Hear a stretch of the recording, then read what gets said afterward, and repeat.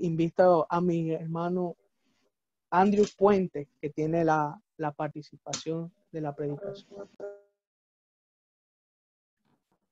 Amén, hermanos. Dios los bendiga mucho. ¿Sí me pueden escuchar bien? Amén, amén. Sí, listo, hermano. Bueno, Dios los bendiga, hermanos. Estoy agradecido con el Señor por la oportunidad de poder estar acá con ustedes en esta preciosa tarde compartiendo la palabra del Señor Jesucristo. Continuando este estudio tan precioso que están haciendo ustedes, hermanos, del libro de Apocalipsis. Como lo dije anteriormente, la última vez que enseñé acá en la iglesia, a donde yo soy parte del staff, acá con ellos, soy parte del grupo pastoral acá en la iglesia, hemos tenido una serie en el libro de Apocalipsis y ya llevamos 4 meses, todos los miércoles enseñando el libro de Apocalipsis. Entonces, para darles a entender a ustedes que es un tema que es demasiadamente grande, con mucha información, muchos detalles, y entonces para poder hacerlo en una serie de tiempo ha sido un poquito difícil para poder traer toda la información y poder localizarla y enseñarla. Entonces, no quiero ir muy rápido ni muy despacio. Obvio que es mucho contenido. Entonces, lo he dividido un poco fácil para poder explicar de una manera más simple. Y como lo dije anteriormente, yo creo que el hermano Luis Carlos me dijo a mí que va a haber déjame ver si puedo, ok, acá está. Entonces ya activé el chat acá, acá al lado, a donde yo puedo ver y localizar las preguntas. Entonces, si mientras que yo estoy enseñando voy a mirar y si alguien tiene una pregunta puede escribirla acá en el chat y yo la voy a leer y ahí pues vamos a tratar de encontrar la respuesta necesaria para poder responder la pregunta. Bueno, hermanos, entonces sin más preámbulo, vamos a entrar a la palabra de Dios. Vamos a orar una vez más. Qué preciosas oraciones que hicieron los hermanos anteriormente. Es necesario, pero es muy necesario que el Espíritu Santo nos dé sabiduría y entendimiento y nos revele su palabra. Entonces yo quiero que hagamos una oración más para que el Señor nos unja y para que su palabra haga el efecto necesario en nuestras vidas en esta preciosa tarde. Vamos a orar. Padre Celestial, te damos gracias por tu misericordia, por tu amor. Gracias, Padre Santo, porque tú nos has dado la oportunidad de estar acá reunidos, Señor Jesucristo, en tu nombre, para poder estudiar tu palabra, para poder aprender tu palabra, Señor. Te pido, Padre Santo, que haya una unción especial en cada oidor, en mi vida también, Padre Celestial. Úngenos, Padre Santo, con tu sabiduría, con tu entendimiento para poder interpretar y saber exactamente cuál es el mensaje que tú tienes para nosotros el día de hoy, Padre Santo. Te agradecemos por tu misericordia, te agradecemos por tu plan y tu perfecta voluntad que se está cumpliendo en estos últimos días, Señor. Estamos acá para aprender. Abre, Señor Jesucristo, nuestros ojos, abre nuestro entendimiento y deposita en nosotros, Padre Santo, esta palabra fresca que nos ayude a estar listos, Padre Santo, a los eventos que van a venir a acontecer. En el nombre de Jesús. Amén y amén. Amén, amados hermanos. Bueno, entonces déjenme hacer acá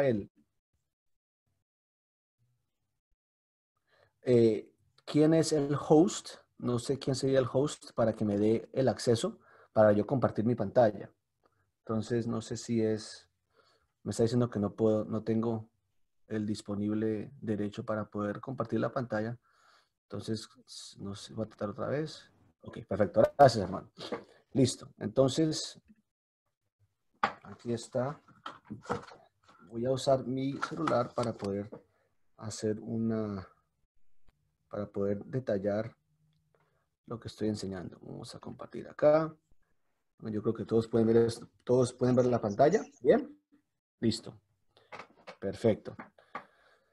Oh, el problema cuando yo hago esto es que no puedo ver el chat. Entonces lo que voy a hacer es, el hermano Luis Carlos, si me puede hacer un favor, hermano, si mientras que estoy enseñando, hay una pregunta, me detienes y me dices, porque como estoy compartiendo la pantalla en mi computador, me limita lo que muestra Zoom, entonces no puedo ver las preguntas. Entonces, si me haces el favor y si hay algo, pues tú me dejas saber a mí y yo detengo la lección y hacemos lo necesario para poder responder las preguntas. Déjame mover esto Amén, mi acá un hermano. Claro poquito que sí. más. Listo, gracias, hermano. Okay. Listo. Ok. Bueno, ahí está. Entonces, vamos a continuar y vamos yo sé que ya hemos visto esto. Esto continuamos y comenzamos con el capítulo 6 del libro de Apocalipsis, hablando sobre los cuatro caballos, estos primeros 4 sellos que vemos aquí de los 7, originalmente que habíamos hablado. Hablamos acerca de un tema específicamente detallando el anticristo, la comparación entre lo que es aquel falso profeta o aquel impostor que va a venir en un caballo blanco, y como este impostor que se encuentra en el libro de Apocalipsis capítulo 6 no es el Mesías o no es la segunda venida de Cristo.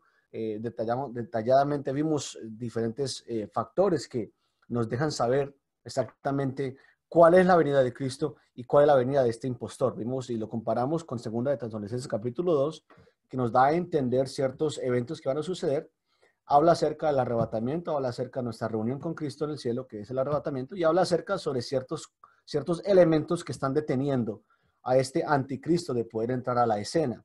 Entonces, ahí en 2 Tesalonicenses nos dice claramente que es la iglesia, es aquel ende, fuente de poder o fuente de autoridad, la cual está establecida acá en la tierra en el día de hoy, que está deteniendo las fuerzas de anticristo para poder que él desate los planes que tiene. Entonces, miramos muy claramente que este anticristo tiene que venir si esto verdaderamente es una línea de tiempo, y como lo estaba explicando anteriormente, no sé si voy a prender esta luz para que me vea mejor. Eso. Entonces, si el libro de Apocalipsis es una línea de tiempo que nos está dando a entender diferentes eventos que van a suceder secuencialmente, en secuencia, uno tras otro, tenemos que notar que la venida de Cristo, la segunda venida de Cristo, tiene que suceder después de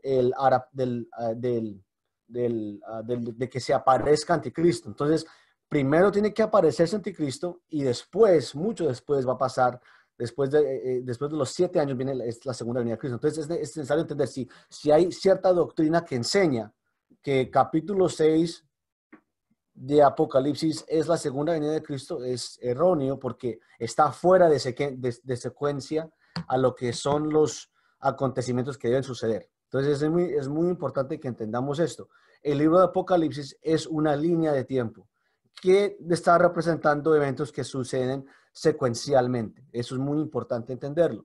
Entonces, desde el capítulo 1 al capítulo 22, es una serie de eventos que están sucediendo.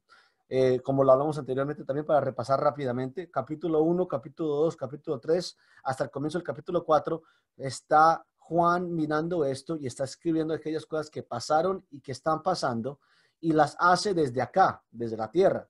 En el capítulo 4 hasta el capítulo 22, Juan es arrebatado al cielo. Y él es arrebatado al cielo, y después desde el cielo, él comienza a mirar todo lo que está pasando acá en la tierra. Juan representa a la iglesia. Vimos también que en la era de la iglesia, la cual está representada en Apocalipsis capítulo 2 y capítulo 3, hay 7 tiempos o 7 diferentes iglesias localizadas en Asia Menor. Y de estas 7 iglesias hay 2 finales, las cuales son la iglesia de Filadelfia y la Odisea. A la iglesia de Filadelfia se le da un reconocimiento porque ha guardado la palabra de paciencia, no va a pasar por el tiempo de prueba. Pero a la iglesia de la Odisea, lo cual significa en el griego la palabra literalmente a donde la carne reina, le está dando a entender que es un llamado a arrepentimiento. Es una iglesia que tiene a un Cristo ausente. Estoy a la puerta y llamo de aquí. Si alguien abre la puerta, yo entraré y cenaré con él y conmigo. Entonces es muy importante entender esto. Ya después del capítulo 4 de Apocalipsis, la iglesia ya no está acá en la tierra. El cuerpo de Cristo no está acá en la tierra. Aquel número de personas. Efesios capítulo 1 al capítulo 4 nos da a explicar la esencia de la iglesia, el pensamiento o la voluntad de Dios en la iglesia en diferentes lugares en el Nuevo Testamento. Y la iglesia es este cuerpo de Cristo que va a ser arrebatado, que conviene de es un número específico de personas. No estamos dando lugar esta doctrina se llama lo que es el calvinismo. Literalmente se me salió de la mente, pero hay una doctrina que dice que si salvo, siempre salvo,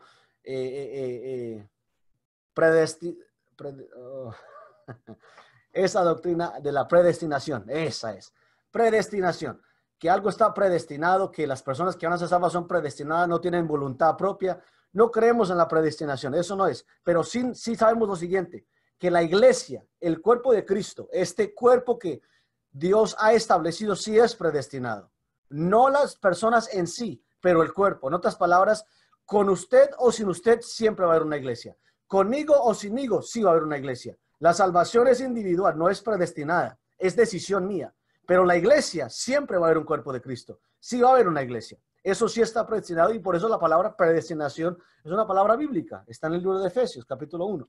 Entonces vemos y notamos que el cuerpo de Cristo es un cuerpo predestinado, no individualmente, sino en totalidad, en su totalidad. Es un cuerpo predestinado que va a ser arrebatado antes de la tribulación. ¿Ok? Y este cuerpo, cuando sea arrebatado, va a ir a lo que se llama las bodas del Cordero, pero antes de eso, va a ir a algo que se llama, en inglés se llama The Judgment Seat of Christ, o el bima, que es un juicio para poder dar a cada uno según sus obras. Las obras de la iglesia van a ser probadas por fuego, lo que es de madera, lo que representa la palabra de Dios va a ser quemado, pues lo que verdaderamente es esencial, las acciones o lo que usted hizo acá en la tierra, siendo parte de la iglesia, que fue de intención verdadera, va a ser todo lo que usted haga, va a ser probado. Hay personas que hacen cosas con intenciones falsas, con intenciones negativas o con intenciones no negativas, sino con intenciones que no son honestas. Bueno, todo lo que usted haga, siendo parte de la iglesia, ese juicio para la iglesia, después del arrebatamiento, no es un juicio de salvación. El que sea arrebatado es salvo, no hay cuestión de eso. Lo que va a ser juzgado son las obras. Y ahí es cuando vamos a ser premiados con nuestra corona, según las obras, ¿ok? Entonces, no es un juicio de salvación, es un juicio de obras. Lo que cuando estamos allá arriba, mientras que eso está pasando acá en la tierra, se está desatando lo que es la copa de ira de Dios.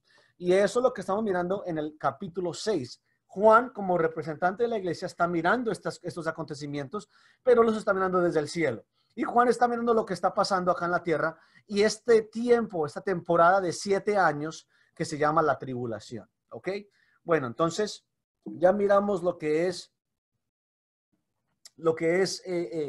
ese primer caballo, el caballo blanco. Voy a ir un poquito más en detalle a lo que es esto, pero quiero que miremos acá los primeros 6 sellos, y acá están los primeros 4. Los primeros 4 de los 6 que se encuentran en el capítulo 6 del verso 1 al 17, los primeros 4 son categorizados o son definidos por 4 caballos.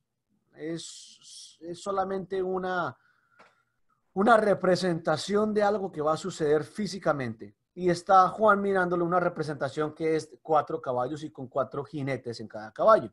El primer caballo representa una conquista internacional. El segundo caballo representa guerras y guerras civiles. El tercer caballo representa una hambruna severa. Y el cuarto caballo representa una enfermedad y mortandad mundial. ¿Ok? Estas palabras que estamos usando para poder describir estos caballos no le hacen justicia a los eventos que van a suceder. Me explico. Cuando hablamos acerca de hambruna severa, no es una hambre como la que usted se imagina, por lo menos en diferentes países del mundo que son pobres. Eso no se compara a lo que va a suceder en estos 7 años de tribulación.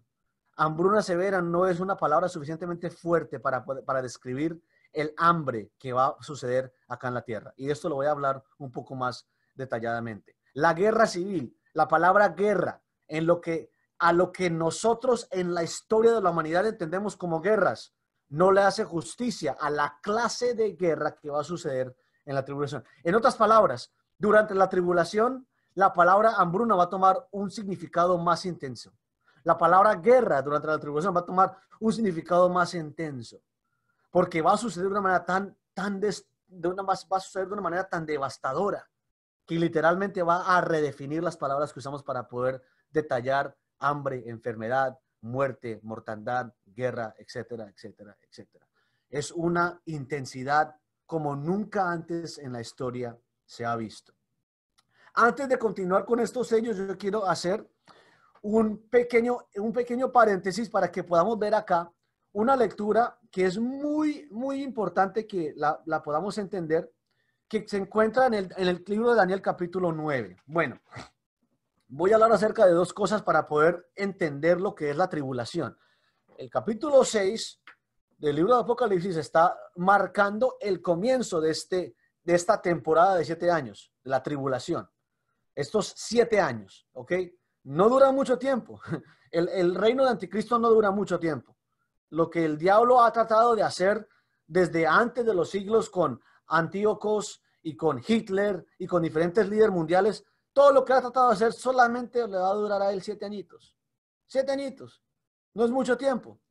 Pero en esos 7 años va a haber una devastación y una muerte como nunca antes en la historia de la humanidad y de los años de la civilidad ha sucedido. 7 años literalmente de tribulación. Desde el comienzo hasta el final. Desde el comienzo hasta el final. ¿Ok? Entonces, el libro de Daniel es un libro profético. Daniel es representado como un profeta y como un veedor, un seer. Él es alguien que ve.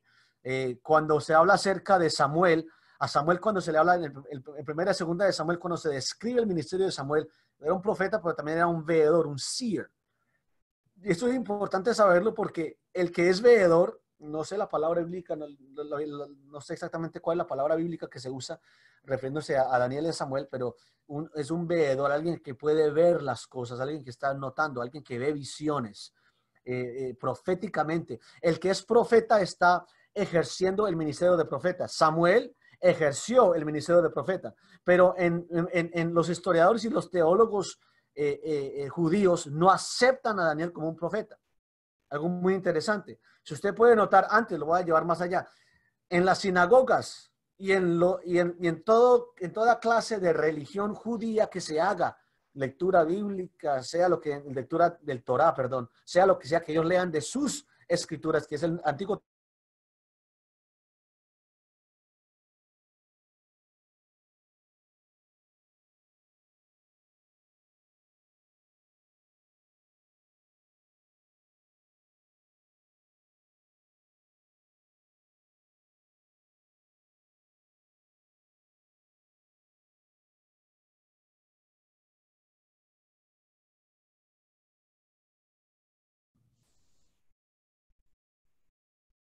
Amén. ¿Me escuchan, hermanos? ¿Hermano Luis? Amén. ¿Se cayó la llamada o no? ¿Estaba bien? Se medio detuvo, pero se detuvo la parte del Torah. Las personas que leen el Torah. Ok, listo, perfecto. Ok, sí, porque a mí me sacó completamente. Voy a entrar otra vez. Bueno, perfecto. Qué pena, hermanos, no sé qué pasó ahí. Entonces, a los judíos no se les permite leer el libro de Daniel. Y los judíos no aceptan, aún en los tiempos de Cristo, no aceptan a Daniel como profeta. ¿Por qué? Porque Daniel no ejerció un ministerio profético. Daniel estaba en exilio en Babilonia y estaba en exilio durante el tiempo de los gobernantes de Persa. Él no fue profeta en sí para ejercer ministerio, pero en los días de Cristo, Jesús mismo llama a Daniel por nombre y le llama profeta, le da la autoridad o el lugar de profeta. Bueno, hablando de esta manera, esto es muy importante. ¿Por qué? Porque si él es profeta y si le da el ministerio de profeta, él tiene la autoridad para establecer diferentes clases de fundamentos doctrinales y fundamentos y principios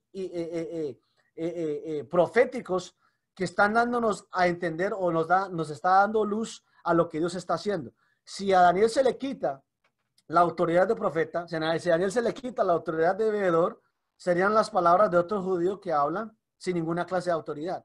Pero como Daniel fue profeta y Jesucristo mismo lo llama profeta, le está dando a Daniel la autoridad de que lo que fue escrito en su libro es verdad. Espero que me entiendan lo que estoy tratando de decir. Entonces, el libro de Daniel es un libro muy, muy importante proféticamente, y el libro de Daniel es un comentario del libro de Apocalipsis. Y el libro de Apocalipsis es un comentario del libro de Daniel. ¿A qué me explico? Daniel capítulo 9 es un comentario de lo que está sucediendo en el libro de Apocalipsis, capítulo 6, comenzando con el capítulo 6, hasta el capítulo 19. ¿Ok? Entonces, vamos a mirar cuál es este comentario, cómo es que hablan de uno del otro. Daniel estaba orando. Daniel, a él se le conoce por orar 3 veces al día. Es una canción de niños que dice 3 veces oraba Daniel en el día. Algo, mi mamá se la sabe. Yo no me la sé toda, pero yo me acuerdo de esa partecita. Daniel oraba 3 veces al día. ¿Y qué es lo que Daniel oraba? Bueno, Daniel oraba por ciertas cosas. La primera que todo, él oraba por perdón de sus pecados, por el perdón de pecado de su gente o de su pueblo, los judíos, y por la restauración de Jerusalén y para que regresaran otra vez a su tierra, a Jerusalén, ¿ok? ¿Para qué querían regresar otra vez a la tierra? Bueno, esa tierra, esa región geográfica para los judíos es muy importante. Muy importante, ¿por qué? Porque hace parte de su identidad y del pacto abrahámico.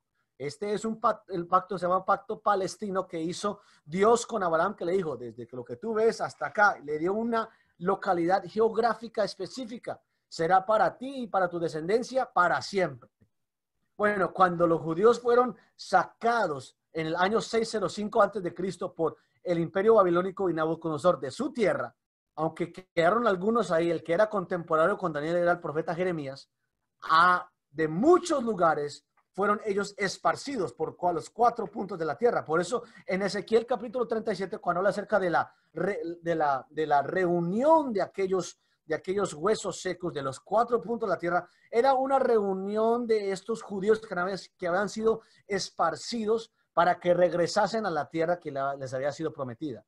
Esa localidad es muy importante, esa localidad es muy estratégica y por eso es que hasta el día de hoy vemos que esa ciudad de Jerusalén, esa área tan pequeña es literalmente el área más discutida en el mundo. ¿Ok? Israel ellos no son dueños de Jerusalén. Jerusalén le pertenece a las Naciones Unidas. Ellos son los que dividen la tierra. Ellos son los que hacen decisiones acerca de eso. Y si usted nota, los profetas del Antiguo Testamento hablaron acerca de juicios que iban a descender sobre aquellos que dividían mi tierra. Dios mismo llama a Jerusalén como capital suya. Él dice, mi nombre estará sobre Jerusalén para siempre. ¿Y qué es lo que hacen los gentiles? ¿Qué es lo que hacen los imperios de hombres? Están tratando de dividir esa tierra. Bueno, entonces, lo que está pasando en el lente global social que vemos el día de hoy no es coincidencia. Literalmente, si usted lee las palabras proféticas en el Antiguo Testamento y en el Nuevo Testamento el día de hoy, lo que está sucediendo se está cumpliendo palabra por palabra. Bueno, Daniel estaba orando y él estaba orando para que lo que se le prometió a Abraham, a su padre, a su gente, digo a él, porque él es Daniel, era judío, no a nosotros, porque nosotros no somos judíos. Nosotros no somos descendencia de Abraham. El que es judío por descendencia, el que es judío por madre, no por padre. ¿Me explico? La descendencia de Abraham judía vino ¿de quién? No vino de Ismael, ¿cierto que no? Ok, entonces,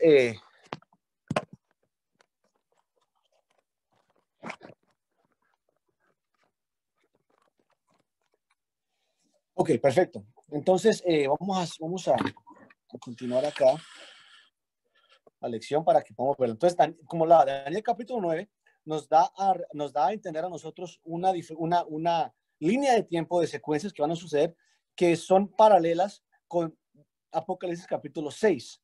Entonces, como lo dije anteriormente, capítulo 6 de Apocalipsis nos está dando a entender el comienzo de este tiempo que se llama la tribulación, esos 7 años. Entonces, Daniel capítulo 9, verso 23. Daniel está orando y él recibe una visión, pero con esa visión y con ese sueño, él está muy turbado porque no puede recibir la interpretación de este sueño, de esta visión. Y él está orando buscando la interpretación de este sueño. Finalmente viene un ángel y le da a Daniel la interpretación de lo que es el sueño. Acordémonos, Daniel está orando por el futuro de Israel. Él está orando para saber, Señor, ¿cuándo vas a regresar a Israel a su tierra? ¿Cuándo nos vas a regresar? ¿Cuándo nos vas a quitar el oprobio? ¿Cuándo? Entonces él está orando por su pueblo, por su mismo. En este momento, Jeremías y Daniel son los representantes de Israel, proféticamente hablándolo. Entonces Daniel está hablando y él recibe la respuesta de Dios. Y ahí comienza, Daniel capítulo 9, verso 23. Si lo pueden leer conmigo, dice: al principio de tus ruegos, ahí el ángel está hablando a Daniel, al principio de tus ruegos fue dada la orden, y yo he venido para enseñártela, porque tú eres muy amado. Entiende pues la orden y entiende la visión. Listo. Verso 24. 70 semanas están determinadas sobre tu pueblo y sobre tu santa ciudad. Muy importante. Estas 70 semanas es literalmente el periodo de tiempo en el arameo que está hablando acerca de 70 semanas de años. Esto literalmente son 70 semanas de años, es una temporada que está reservada ¿para quién? ¿Para la iglesia? No. ¿Por qué? La iglesia no estaba. La iglesia no estaba en ningún lado en los tiempos de Daniel. Los únicos que estaban ahí en el tiempo de Daniel eran los judíos, era él. Y por eso dice: 70 semanas están determinadas sobre tu pueblo y sobre tu santa ciudad. Si son 70 semanas y la tribulación es la 70ª semana, que es la última semana de esta profecía, ¿cómo puede implicársela a la iglesia que va a estar en la tribulación cuando acá literalmente le dice a tu pueblo y a tu ciudad? El pueblo de Israel, el cual está hablando acá, es a los judíos, no a la iglesia. Entonces, esto es una representación de que la iglesia no va a pasar por la tribulación. Es imposible, porque ese tiempo de la tribulación es la 70ª semana de las 70 semanas de año, es la última semana de años, los 7 años. Una semana son 7 años. Si es la última semana y es para tu pueblo y para tu ciudad, ¿cómo puede estar la iglesia involucrada ahí en esa profecía? No lo está, no está incluyendo. Y por eso es que tenemos que ver que teológicamente y hermenéuticamente hay distinciones muy claras entre los judíos y la iglesia. Muy, muy claras. Bueno, 70 semanas están determinadas sobre tu pueblo, sobre tu santa ciudad, para terminar la prevaricación, poner fin al pecado y expiar la iniquidad, para traer la justicia perdurable y sellar la visión de la profecía y ungir al santo de los santos. Hay ciertos acontecimientos que van a suceder. Sabe pues y entiende que desde la salida de la orden para restaurar y edificar a Jerusalén hasta el Mesías príncipe habrá 7 semanas y 72 semanas. Le está dando a Daniel un periodo de tiempo específico. La primera parte: sabe pues y entiende que desde la salida de la orden para restaurar y edificar Jerusalén, ¿cuándo fue dada esa orden? Esa orden le fue dada a Nehemías por medio del imperio persa. Nehemías era el copero del rey. Viene él, Nehemías estaba turbado. ¿Por qué? Porque él era un judío. Y él estaba turbado porque él también quería regresar a su ciudad, quería regresar a su templo, quería regresar a lo que lo hacía el judío. Estaba turbado. Y el rey, el copero, en ese entonces el copero del rey era una persona de mucha confianza para el rey. ¿Por qué? Porque en ese entonces era muy común que a los reyes los mataran por intoxicación o por darles veneno. ¿Y cuál era el trabajo del copero? El copero era el que, cuando el cocinero cocinaba, cuando alguien le traía un regalo al rey o el vino, lo que sea, el copero era el que lo probaba. Si le mandaban un sancochito, si le mandaban un mangú al rey, ¿qué hacía el copero? El copero lo probaba, a ver si estaba bueno, si no estaba bueno, si estaba envenenado o si estaba... Y si estaba bien, el copero tenía la responsabilidad de traérsela ante el rey. Entonces era una persona de mucha confianza, como dije anteriormente, del rey. Entonces había una relación, él tenía favor, gracia ante el rey. Entonces el rey de Persa en ese entonces, Artaxerxes, está ahí y habla con Nehemías y le dice: ¿por qué estás triste? ¿Por qué tu continencia está baja? ¿Qué está pasando? Y Nehemías le dice: bueno, rey, mire, es que mi pueblo ha estado han estado exilados por muchos años, no hemos regresado, nuestro templo está en ruinas, nuestro templo, no hay nada. Y el rey le dice: bueno, tú nunca me has pedido nada. Y como eres de confianza mía, te voy a dar a ti la orden para que regreses a Jerusalén, No le dio la autonomía, no le dijo vayan y sean un reino, vayan sean un país otra vez, no. Le dio la orden para que fuera a Jerusalén y reconstruyera el templo. Nehemías vino después de Daniel, no antes. Daniel acá cuando recibió la visión en Daniel capítulo 9 estaba bajo la orden, bajo el gobierno de los babilonios. Los persas todavía no habían conquistado. Esto es una visión y esto es una visión profética, algo que va a suceder. Y por eso le dice, entiende pues, desde la salida de la orden para restaurar y edificar el templo. ¿Cuándo se dio esa orden? Marzo 14. Cuando se le dio esa orden a Nehemías, y para que ustedes sepan, el rey de Persia financió esa orden. Vayan ustedes y yo financio para que ustedes reconstruyan el templo. Desde que se dio esa orden hasta el Mesías príncipe, habrá 7 semanas y 72 semanas. Si usted lo ve históricamente y cuenta los días y las semanas y los años, son exactamente las que le dijo el ángel a Daniel. Desde que se le dio la orden a Nehemías hasta Mesías. Eso es impresionante. ¿Por qué a los judíos se les prohíbe leer el libro de Daniel? Por profecías como estas. Porque cuando cuentan los años ellos desde Nehemías hasta Jesús, se dan cuenta que Jesús sí era el Mesías. Pero ¿cuál es el problema con eso? Ellos no lo aceptaron. Ellos fueron los que antes le dijeron, crucifíquenlo. Entonces, es tremendo. Hay un dicho, hay un instructor, un profesor de escatología muy famoso, se llama Clarence Starkin.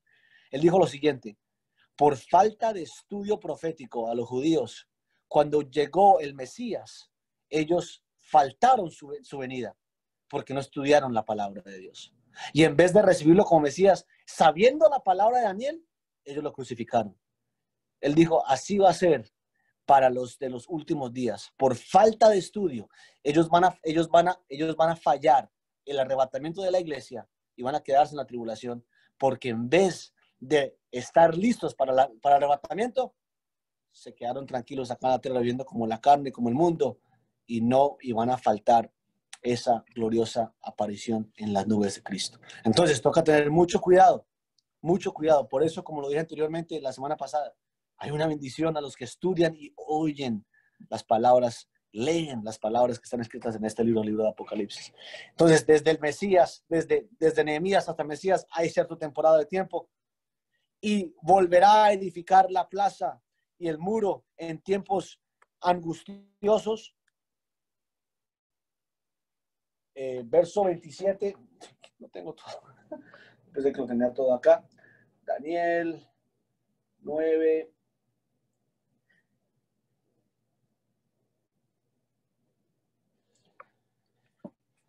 Verso 26 dice acá, y después de las 72 semanas se quitará la vida del Mesías. Profetiza que la muerte de Cristo. Daniel, ¿cuántos años? Miles de años anteriormente que Jesús. Verso 26 de Daniel capítulo 9. Y después de las 72 semanas se quitará la vida al Mesías, mas no por sí. Y el pueblo de un príncipe que ha de venir destruirá la ciudad y el santuario, y su fin será con una inundación, y hasta el fin de la guerra durarán las devastaciones. Bueno, vamos a detallar el verso 26. Y después de las 72 semanas se quitará la vida del Mesías, pero no por ciertas palabras. Alguien va a matar al Mesías, ¿cierto? Ahora, Jesucristo no lo dijo, nadie me quita la vida a mí, yo la doy, yo la entrego. Bueno, Él entregó su vida, pero los que le quitaron la vida a Él, los que lo crucificaron literalmente, ¿a quiénes fueron? Los romanos, los judíos. Pilato les dio la decisión a los judíos. ¿A quién suelto? ¿A Barrabás o a Jesús? No, crucifiquen a Jesús.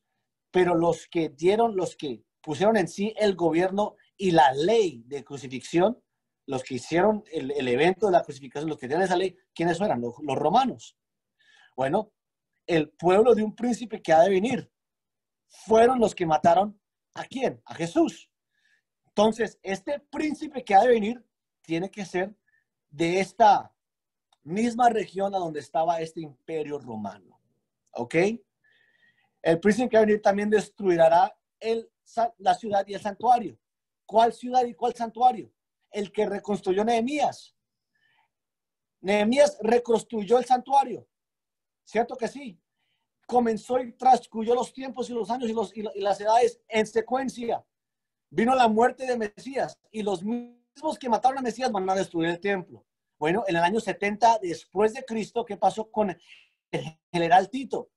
El general Tito vino a Jerusalén, hizo una conquista y destruyó el segundo templo. Y por eso el día de hoy no hay templo allá en Jerusalén, porque los romanos en el año 70, 70 después de Cristo, AD es after death en inglés, antes de Cristo, después de Cristo, perdón, 70 después de Cristo, ellos destruyeron.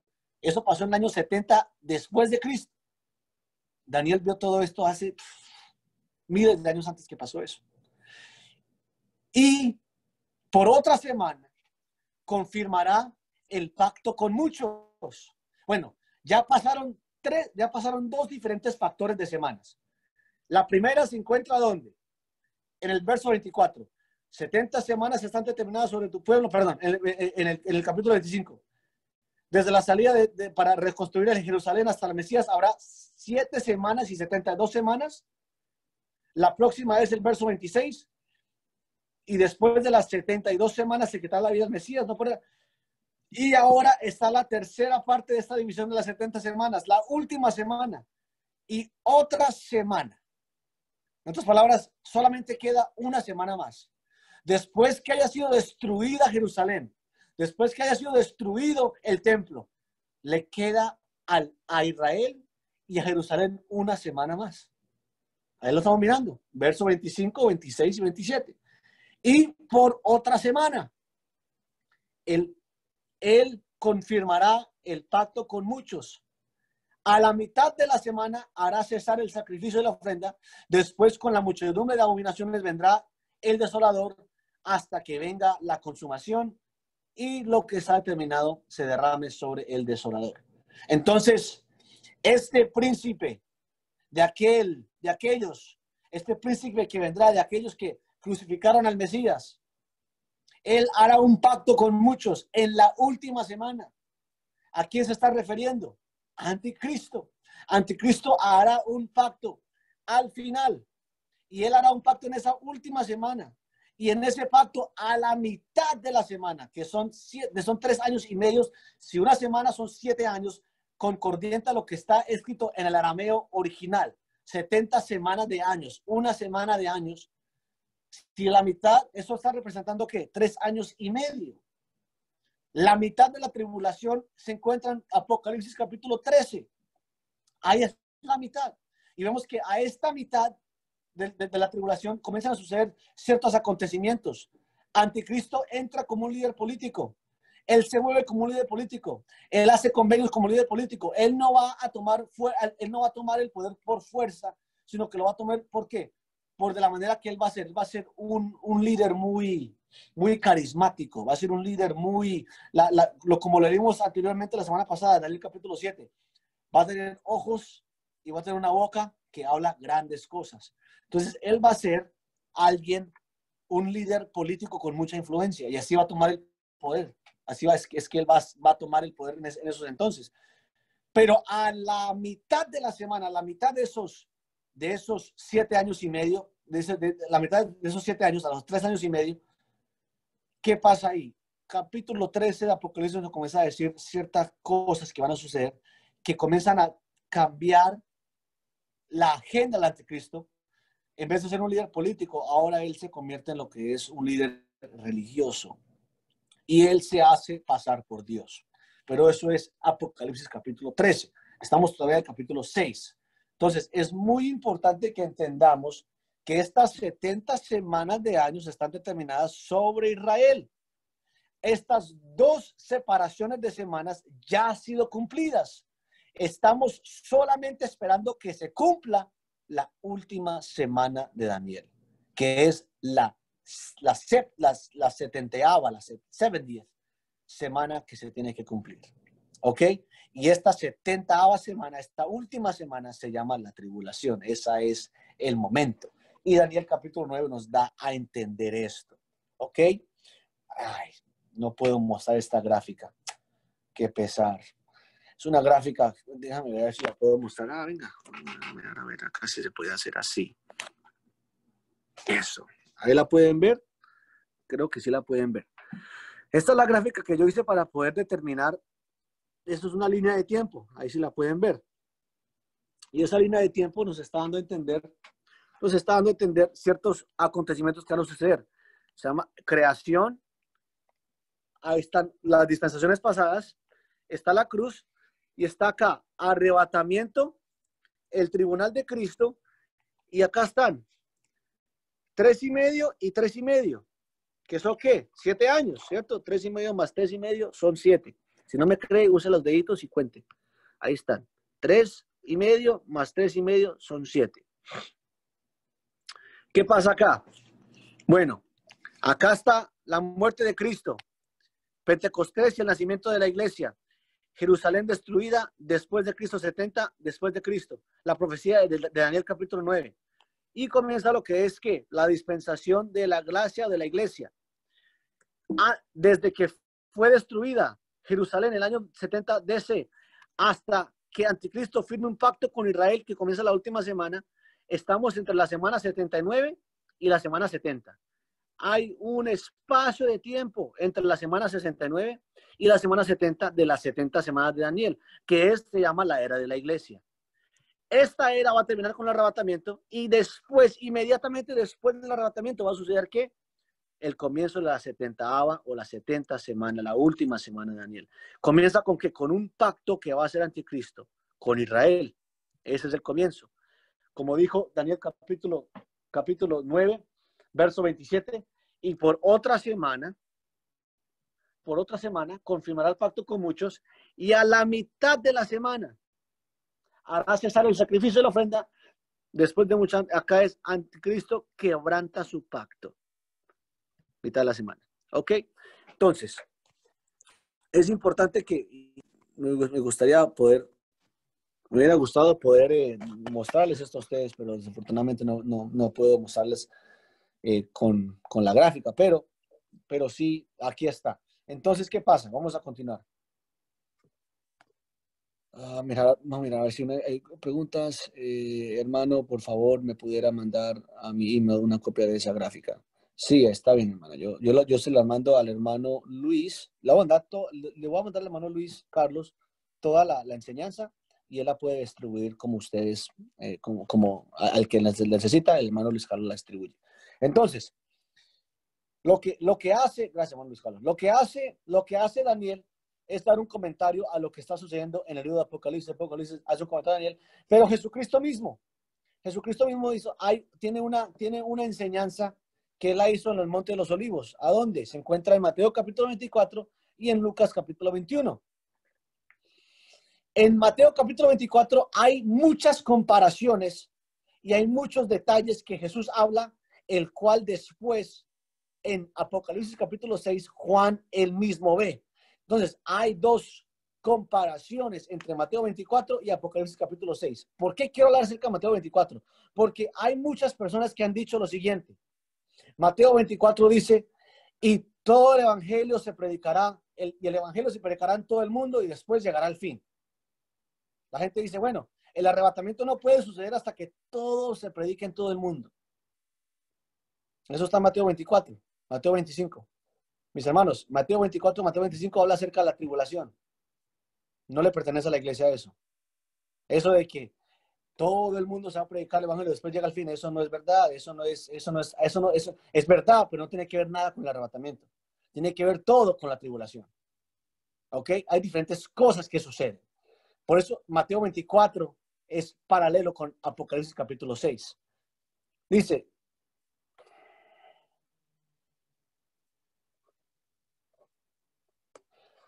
sí, hermano, no me preocupe. Él manda todas las gráficas a todos los que lo necesitan.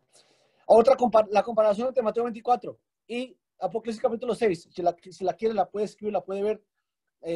Venga, ¿sabe qué voy a hacer acá? Voy a mostrarla acá. Voy a mostrarla así. Bueno, comparaciones entre Mateo 24 y Apocalipsis capítulo 6. ¿Sí la pueden ver ahí más o menos? Yo creo que sí.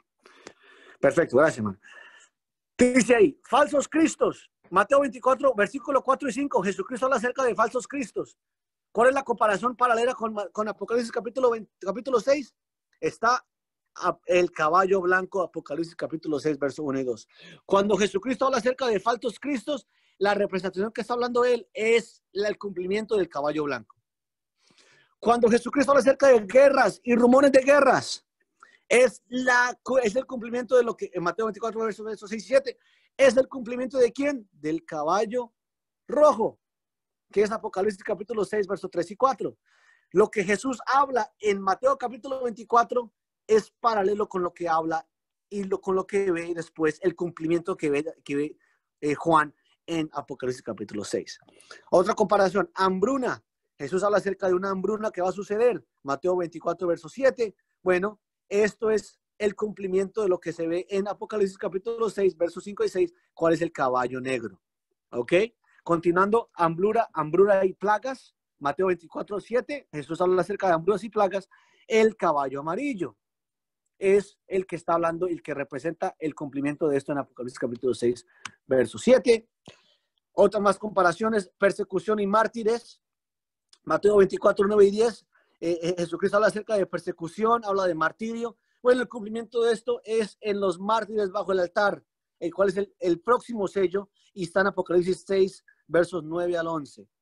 La gente habla y dice, no, va a haber una persecución, esto, lo otro, ¿qué va a suceder? Eso no va a suceder ahora. Eso es para el libro eso es en la tribulación. Toca tener mucho cuidado con el cumplimiento de los tiempos y cómo lo dividimos. ¿Ok? Terrores y gran señales cósmicas que van a suceder. Las estrellas se van a caer del cielo, dice Apocalipsis capítulo 6.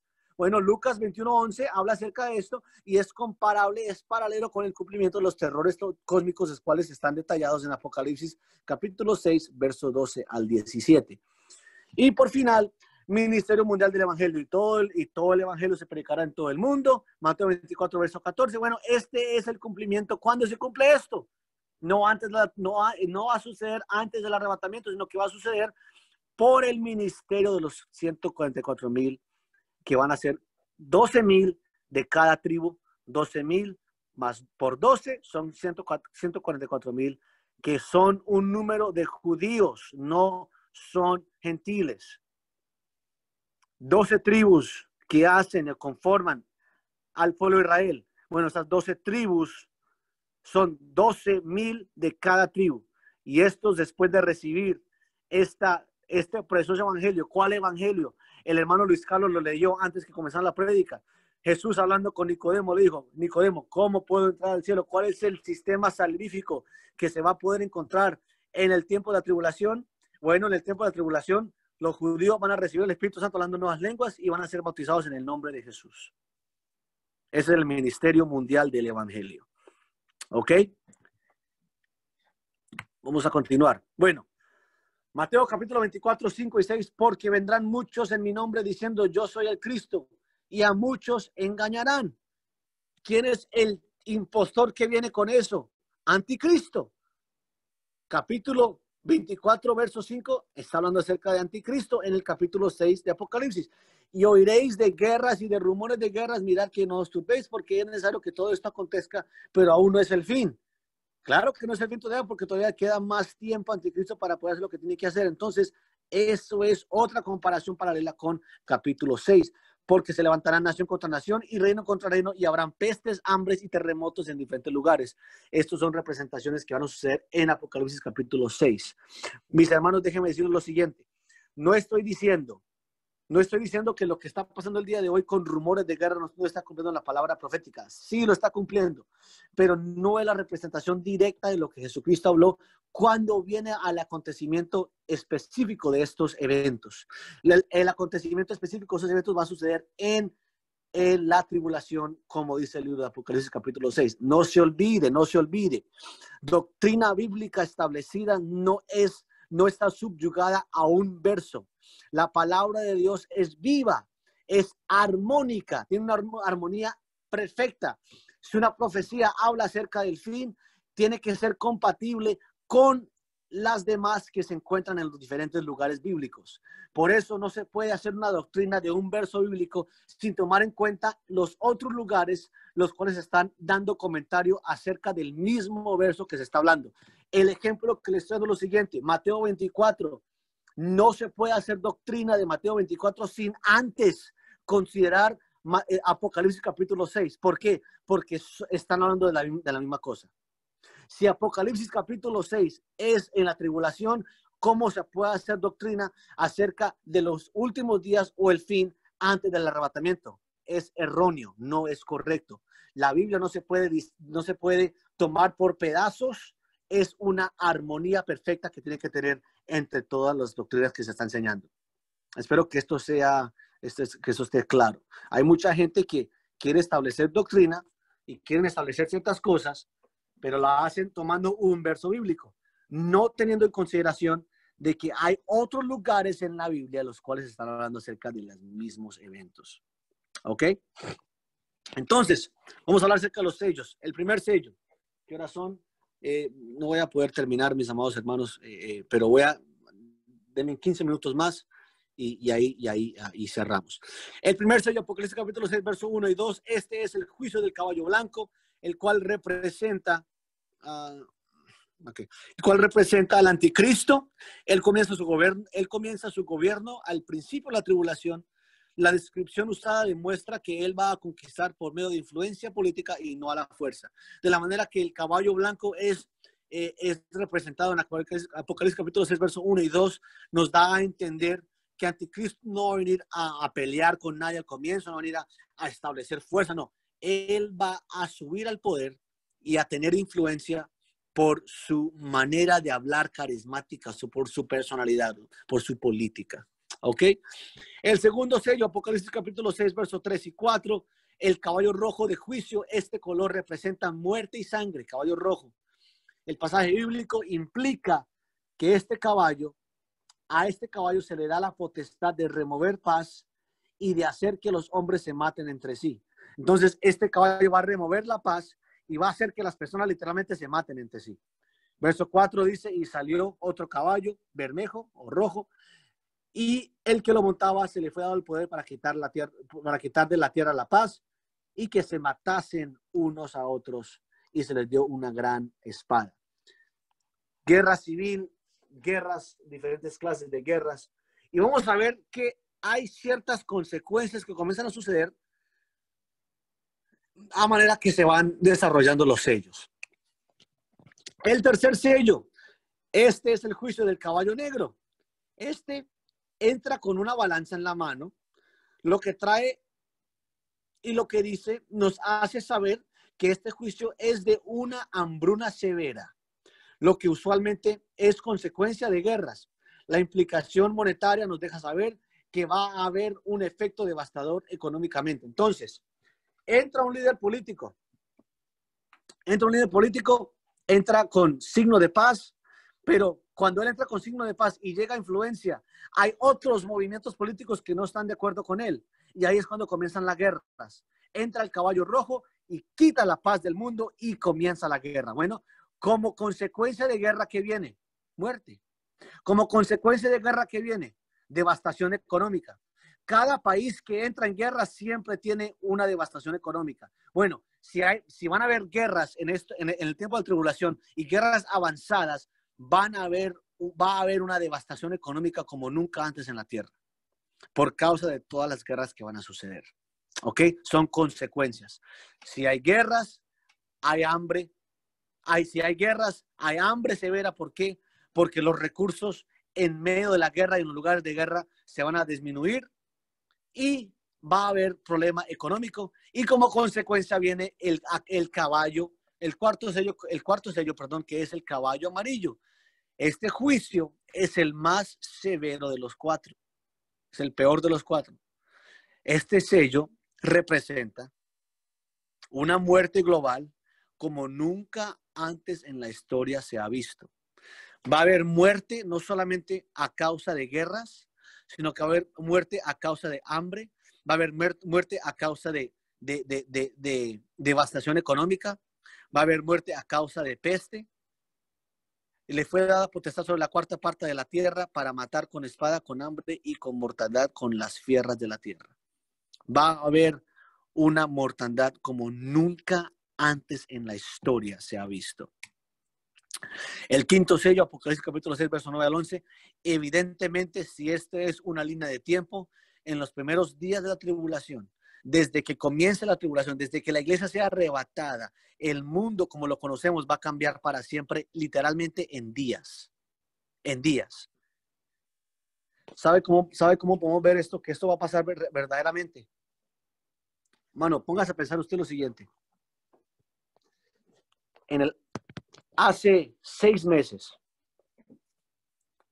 estábamos en enero, ¿cierto? No más, wow, no 6 meses, mucho más. Hace 9 meses, estábamos en enero 2020. Yo me acuerdo, enero 2020. Si tenía hambre, podía ir a mí. Yo tengo un restaurante que me gusta acá, que venden alitas. Yo iba allá al restaurante, me sentaba adentro, tranquilo, comí mis alitas, no había ningún problema. El día de hoy, literalmente, en menos de 2 meses, el mundo entero fue impactado por una pandemia. No fueron guerras extensivas, no fue hambruna extensiva, no fue terremoto extensivo, no fue muerte extensiva, no. Fue un virus que mata a un porcentaje muy bajo de personas.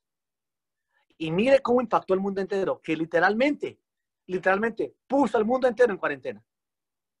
Hace 9 meses, yo pensé que esto iba a pasar.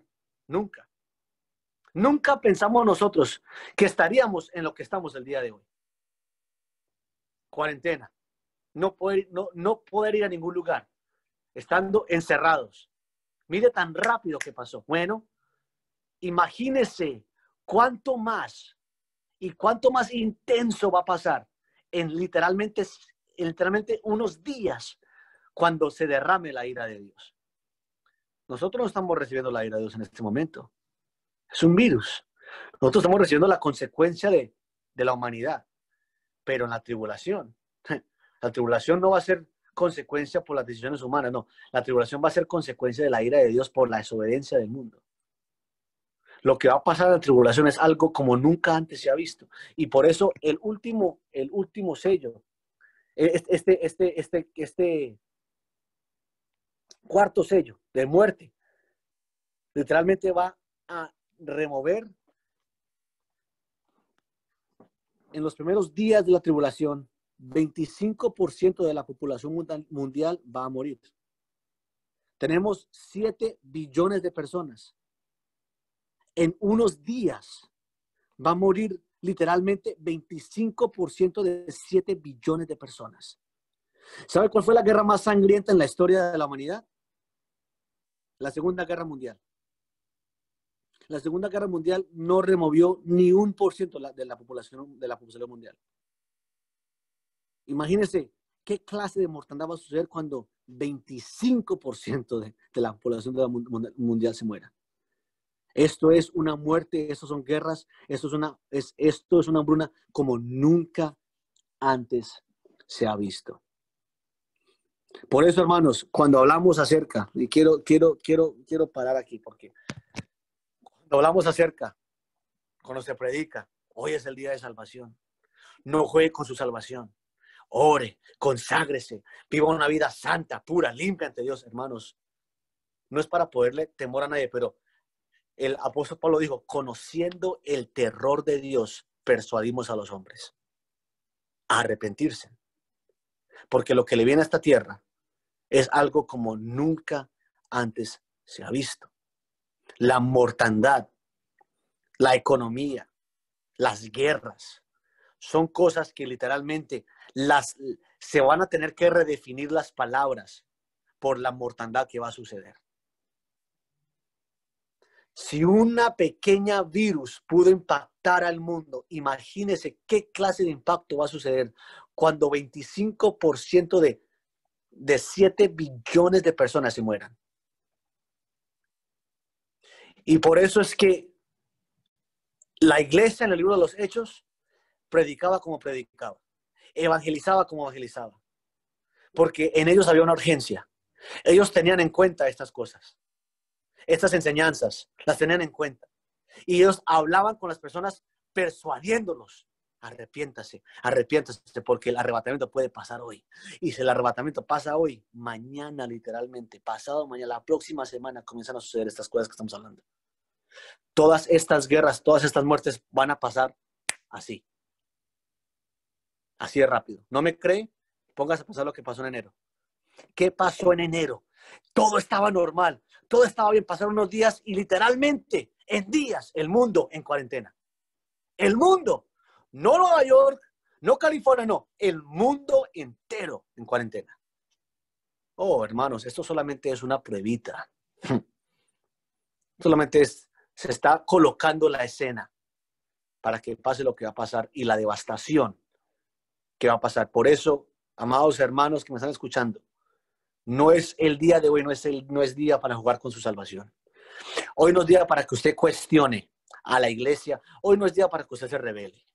Hoy no es día para que usted esté preguntando y esté jugando con el mundo, con el pecado. No, hoy no es el día para que usted esté dudando o esté mirando diferentes doctrinas o mirando diferentes movimientos rebeldes. No, hoy, y por eso en el libro de Apocalipsis capítulo dice, el que es injusto, siga injusto. El que es inmundo, siga inmundo. En otras palabras, les queda muy poco tiempo. Les queda muy poco tiempo.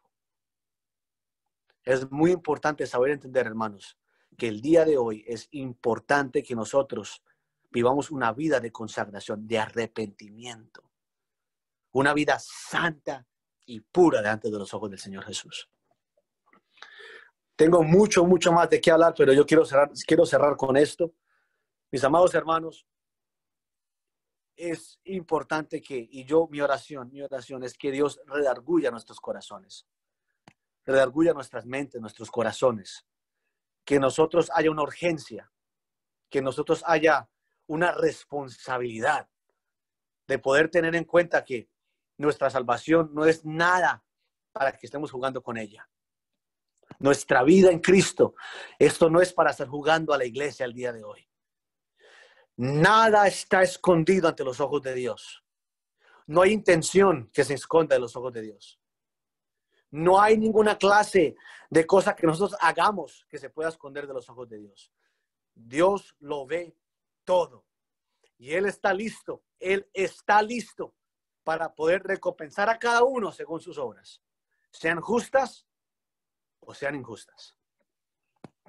Entonces, con esas palabras, hermanos, si alguien tiene una pregunta, por favor, tienen mi número, el hermano Luis tiene mi número. Si usted lo quiere, le pregunta al hermano Luis, se lo puede dar, hermano, dele al que quiera mi número, se lo da. Yo tengo WhatsApp, sea lo que sea, me lo puede mandar, una pregunta que tenga, y hablamos un poco más acerca de esto. Lea la palabra de Dios, estudia la palabra de Dios, conságrese en las cosas del Señor Jesús. Estamos literalmente en los últimos días. Vamos a orar. Padre Celestial, te damos gracias por tu misericordia. Te damos gracias, Padre Santo, porque tú eres bueno, Señor Jesús. Tú eres un Dios justo. Y hasta el día de hoy tu misericordia se ha extendido en el año 2020. Padre Celestial, tras toda la injusticia que ha pasado en estos últimos días, Señor. Tras toda la inmundicia que hay, tras todo el pecado, Señor, toda la clase de cosa inmunda que hay, tú todavía estás extendiendo tu misericordia, Padre Santo. Te pido, Señor, ayúdanos, Padre Celestial, para no tomar por poco tu misericordia, para no tomar por poco, Señor Jesucristo, esta preciosa salvación que tú nos has dado, Señor. Por favor, Jesús, pone en nosotros una responsabilidad y una urgencia para estar listos, Señor, para tu venida, para estar listos, Señor, para aquel momento glorioso cuando seamos arrebatados. Yo no quiero quedarme acá cuando toda esta ira sea descompuesta, pero yo quiero ser arrebatado y llegar al cielo para estar contigo para siempre, Señor.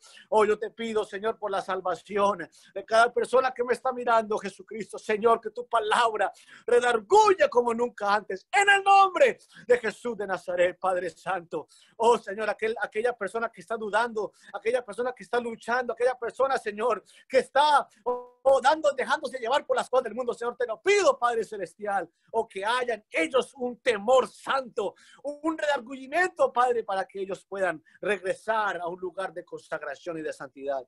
En el nombre de Jesús de Nazaret. En el nombre de Jesús. Amén, hermanos. Dios los bendiga. Mi deseo para cada uno de ustedes es que crezcan en el conocimiento de Dios, en la palabra y en su vida cristiana para estar con Él y para todos reunirnos en el cielo para siempre con Jesucristo. Dios los bendiga, mis hermanos.